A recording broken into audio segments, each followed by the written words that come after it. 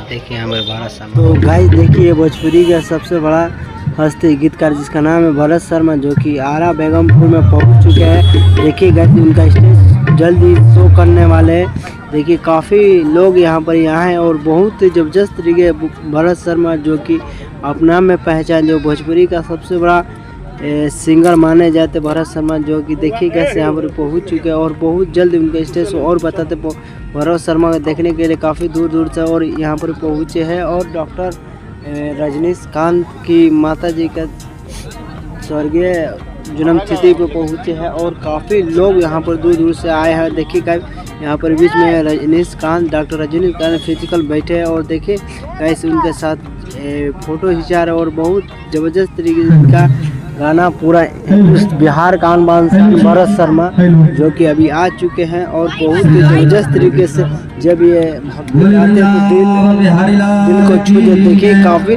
सुंदर बन चुका है और इसी स्टेज पर कुछ देर में हम लोगों के बीच आने वाले हैं और ज़बरदस्त तरीके से देखिए काफ़ी बहुत बड़ा हस्ती है भरत शर्मा, जो कि अपना में पहचान है और बहुत ही इनका भोजपुरी में सबसे मान है।